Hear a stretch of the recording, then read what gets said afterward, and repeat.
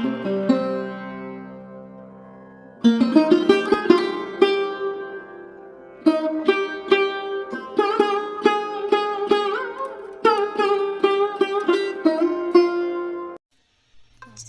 श्री कृष्णा। राधे राधे दोस्तों। लड्डू गोपाल की लीलाओं को अनुभव करने के लिए, उनकी कृपा का पात्र बनने के लिए आपको एक बार अपने आप को पूरी तरह से ठाकुर जी पर समर्पित करना ही होगा। फिर आप देखना आपके लड्डू गोपाल का चमत्कार। दोस्तों, वृंदावन में विराजित हमारे बिहारी जी, बांके बिहारी जी के दर्शन के लिए देश विदेश से लाखों भक्त प्रतिदिन वृंदावन पहुंचते हैं। हम सभी कृष्ण भक्त हमेशा अपने दिल में बस यही चाह लिए रहते हैं कि हमें एक बार वृंदावन धाम जाने को मिले, बिहारी जी के दर्शन का सौभाग्य मिले। भक्त हमेशा अपने कान्हा से अर्जी लगाते हैं, हे मेरे लड्डू गोपाल, मुझे बुला लो ना वृंदावन। वृंदावन के बिहारी जी की सेवा शिशु के रूप में होती है और हम सभी के घर विराजित लड्डू गोपाल वो भी बाल स्वरूप में है, जो हम सभी की बात सुनते हैं। हमारा प्रेम जैसा हमारे लड्डू गोपाल के प्रति है, ठीक वैसा ही बिहारी जी के प्रति है। मैं अपने हर एक वीडियो में लड्डू गोपाल के अद्भुत चमत्कार, उनकी लीला कथा को श्रवण कराती हूँ, पर आज मैं इस वीडियो में बिहारी जी के अद्भुत चमत्कार के बारे में बताऊंगी। हमारे बिहारी जी ने यह चमत्कार उत्तर प्रदेश में रहने वाली योगिता पाठक जी के साथ की है। योगिता जी कहती हैं कि मेरी शादी को लगभग 10 साल हो गए हैं। हमारा परिवार बिहारी जी के शरणागत है। हम हर 6 महीने में बिहारी जी के दर्शन के लिए जरूर जाते हैं। वैसे तो हमारे परिवार में बिहारी जी की कृपा से किसी चीज की कमी नहीं है, पर हमारे जीवन में एक बहुत बड़ा अभाव था। शादी के कई वर्ष बीत जाने के बाद भी हमें कोई संतान नहीं था। हमने बहुत डॉक्टर को दिखाया, बहुत इलाज करवाया, हर जगह से हमें बस निराशा ही हाथ लगी। मैं एक बच्चे की आस में वृंदावन जाकर बिहारी जी से अपनी अरदास लगाई थी, हे मेरे बिहारी जी, कृपा करो, बिहारी जी मेरी सूनी गोद भर दो। शादी के बाद कई वर्षों से हर जगह चक्कर लगाकर मैं थक गई हूँ। अब आप ही कोई चमत्कार कर सकते हो, कृपा करो बिहारी जी, मुझ पर कृपा करो। समय बीतता रहा, अभी मेरी गोद सूनी थी। मुझे ऐसा लग रहा था कि अब तो बिहारी जी भी मेरी अरदास नहीं सुन रहे हैं, मेरी अर्जी स्वीकार नहीं कर रहे हैं। अब मैं हर तरफ से थक चुकी थी, कहीं कोई आस नहीं, किसी से उम्मीद नहीं। अंततः थक हार कर जब हम 2018 में वृंदावन धाम बिहारी जी के दर्शन के लिए गए थे, तब हम वहाँ से लड्डू गोपाल का एक छोटा सा प्यारा सा विग्रह लेकर आए और पुत्र भाव से उनकी सेवा करने लगे। योगिता जी कहती हैं कि मैंने अपने जीवन काल में बुरा से बुरा समय देखा है। मेरी संतान ना होने की वजह से मुझे बहुत ताने सुनने को मिले हैं। कई लोग तो हमने ऐसे भी देखे हैं जो जानबूझकर हमसे हमारे बच्चे के बारे में पूछा करते थे। मैं बहुत दुखी हो जाती थी और बहुत रोया करती थी, पर लड्डू गोपाल के घर आने के बाद मैंने उन्हें ही अपना संतान मान लिया था। अब हमसे कोई भी हमारे संतान के बारे में पूछता था तो हम यही कह देते थे कि लड्डू गोपाल ही हमारे संतान है। हम दोनों पति पत्नी लल्ला के साथ खूब खेलते थे, उनसे खूब लाड लड़ाते थे, भक्ति भाव प्रेम से उनकी सेवा किया करते थे। हम दोनों पति पत्नी अपने हर एक शौक, हर एक इच्छा अपने लड्डू गोपाल के साथ पूरा करते थे। हम एक शिशु की तरह लड्डू गोपाल को सुबह शाम पढ़ाते भी थे। छोटा सा स्कूल बैग, स्कूल यूनिफॉर्म, हर एक चीज हम लड्डू गोपाल के लिए लेकर आए थे। हर रविवार जब मेरे हस्बैंड की छुट्टी होती थी तो हम अपने बाल गोपाल को लेकर पार्क में घूमने भी जाते थे। बिल्कुल अपनी संतान की तरह अपने लल्ला का हर एक जरूरत का ध्यान रखते थे। धीरे धीरे हमारा प्रेम, वात्सल्य भाव लड्डू गोपाल के लिए बढ़ता। योगिता जी कहती हैं कि मैं कभी कभी बाल गोपाल के प्रेम में इतना खो जाती थी कि उन्हें वात्सल्य भाव से अपने स्तनों से लगा लेती थी। अपने लड्डू गोपाल में मैं पूरी तरह खो चुकी थी। घूमने भी जाते थे, बिल्कुल अपनी संतान की तरह अपने लल्ला का का हर एक जरूरत का ध्यान रखते थे। धीरे धीरे हमारा प्रेम वात्सल्य भाव लड्डू गोपाल के लिए बढ़ता। योगिता जी कहती हैं कि मैं कभी कभी बाल गोपाल के प्रेम में इतना खो जाती थी कि उन्हें वात्सल्य भाव से अपने स्तनों से लगा लेती थी। अपने लड्डू गोपाल में मैं पूरी तरह खो चुकी थी। लोग हम पति पत्नी को भला बुरा भी कहते थे, पता नहीं क्या क्या कहते थे। कई लोग तो यह भी कहते थे कि बच्चा ना होने की वजह से हम जरूरत से ज्यादा अपने ठाकुर जी से प्रेम जता रहे हैं, हमारा दिमाग सही नहीं है। पर हम पति पत्नी को अपने लड्डू गोपाल के अलावा कुछ भी नजर नहीं आता था। हमें बस इतना पता था कि वो हमारे पुत्र हैं, हमारे संतान हैं, उन्हें हम प्रेम करते हैं। कुछ समय के बाद एक दिन हम पति पत्नी वृंदावन धाम बिहारी जी के दर्शन के लिए गए। वहाँ जाकर हमने बिहारी जी से अर्जी भी लगाई। उनसे कहा कि हे बिहारी जी, आप लड्डू गोपाल के स्वरूप में साक्षात हमारे घर आ गए।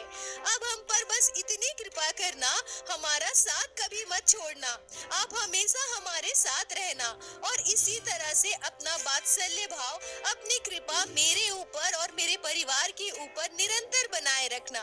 बिहारी जी के दर्शन के बाद हमने बाकी सारे मंदिरों के दर्शन किए और अगले दिन हम घर वापस आ गए। घर आने के बाद सभी अपने अपने काम में व्यस्त हो गए। बिहारी जी के दर्शन के कुछ ही महीने के बाद हमारे साथ एक चमत्कार हुआ। अगले 3 महीने के बाद मुझे यह महसूस हुआ कि मैं गर्भवती हूँ। मैं यह खुशखबरी अपने परिवार में बताई। परिवार के सभी लोग बहुत प्रसन्न हुए। मेरे हस्बैंड का तो खुशी का ठिकाना नहीं था। योगिता जी रोते हुए कहती है कि मैं दौड़कर अपने घर के मंदिर में गई और पूर्ण विश्वास के साथ बिहारी जी के चित्रपट को प्रणाम किया, उनका धन्यवाद दिया और बड़े ही प्रेम से अपने लड्डू गोपाल के श्री विग्रह को गोद में उठाई, उनसे लाड लड़ाने लगी, उनसे प्रेम करने लगी। धीरे धीरे समय बीतने लगा, परिवार में खुशियाँ बढ़ने लगी। सभी नए मेहमान के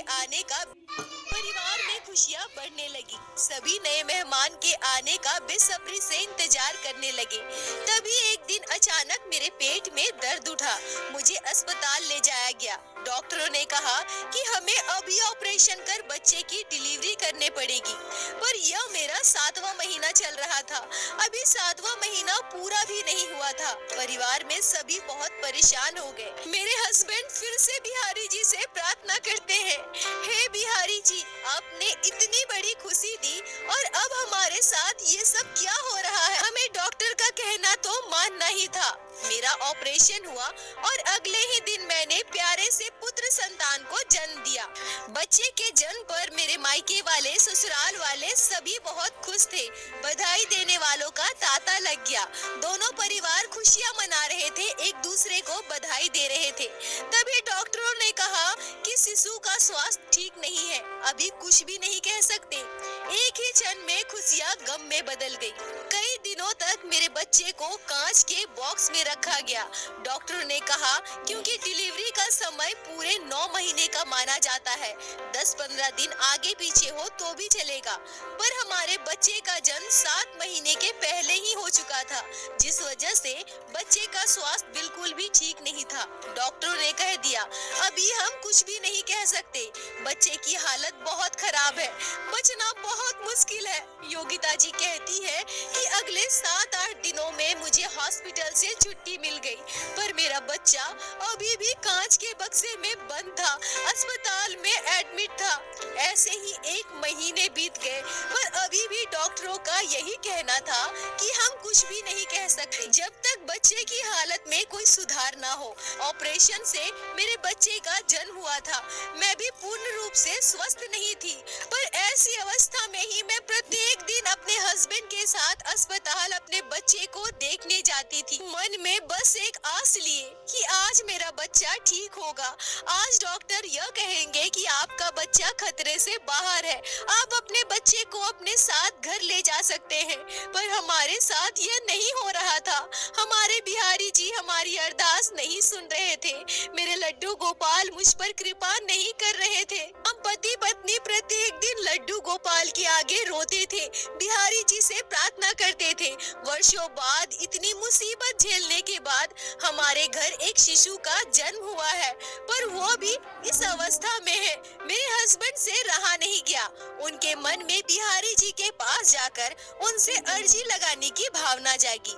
अंततः थक हार कर वो ट्रेन पकड़कर वृंदावन बांके बिहारी जी के चरणों में पहुंच गए और उन्होंने वहां यही अर्जी लगाई कि हे बिहारी जी, आपकी कृपा से घर में एक छोटा शिशु आया है और अब उसकी स्थिति ऐसी है, आपसे तो कुछ भी छुपा नहीं है। प्रभु, अब आप ही कोई लीला करो ना। 1 महीना हो गया है, बहुत पैसे भी खर्च हो गए हैं। अब मेरी आर्थिक स्थिति भी बहुत खराब हो रही है। मैं आगे कैसे मैनेज करूंगा? हे मेरे बांके बिहारी, अब आप ही कोई चमत्कार कर सकते हैं। आपसे ही पूरी उम्मीद है, आप ही का दिया हुआ संतान है। अब आप ही कोई लीला करो प्रभु, हम आप पर पूर्ण विश्वास करते हैं प्रभु।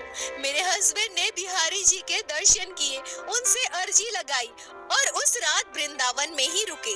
रात को जब मेरे हस्बैंड सो रहे थे, तभी उन्हें बिहारी जी के वात्सल्यता का अनुभव हुआ। योगिता जी कहती हैं कि मेरे पति ने मुझे बताया कि मुझे ऐसा महसूस हुआ था जैसे बिहारी जी ने मेरे सर पर हाथ रखकर मुझसे कहा हो कि तुम मेरे हो, मेरी कृपा तुम पर पूर्ण रूप से है, तुम चिंता मत करो, सब कुछ ठीक हो जाएगा, मैं हूँ ना तुम्हारे साथ। तभी मेरे हस्बैंड की नींद खुल जाती है। वो आँख खोलकर इधर उधर देखते हैं तो उन्हें कोई भी दिखाई नहीं देता। उन्हें लगता है कि यह उनका भ्रम था।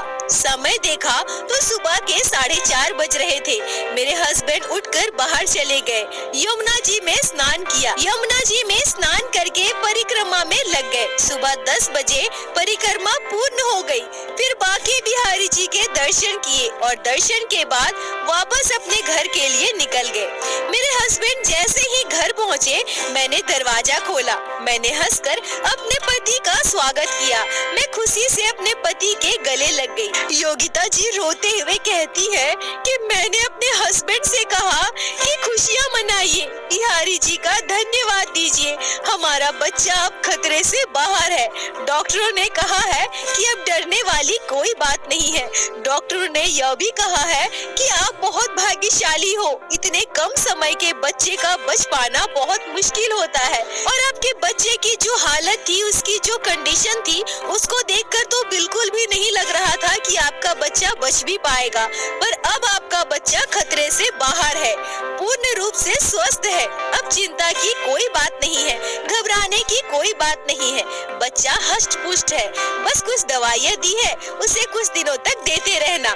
जब मेरे हस्बैंड ने यह बात सुनी, उनकी आंखों से आंसू आने लगे और उन्हें बिहारी जी की याद आ गई। मेरे हस्बैंड ने नम आंखों से मुझसे कहा कि योगिता, वो मेरा भ्रम नहीं था, बांके बिहारी जी सच में मेरे सपने में आए थे।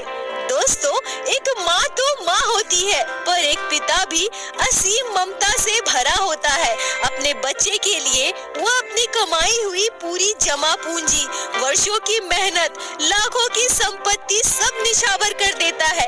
एक पिता बस अपने बच्चों को खुशियाँ देना जानता है। भूखे प्यासे चेहरे की उदासी, दर बदर भटकना, यह सब आसान नहीं होता, यह बस एक पिता ही कर सकता है। योगिता जी कहती है कि इस घटना के बाद हमारी श्रद्धा भक्ति, हमारा विश्वास बिहारी जी के प्रति और भी गहरी और मजबूत हो गई। बांके बिहारी जी की कृपा से मेरा बच्चा बिल्कुल स्वस्थ हष्ट पुष्ट है। हम सभी लड्डू गोपाल की सेवा अपने पुत्र के समान करते हैं।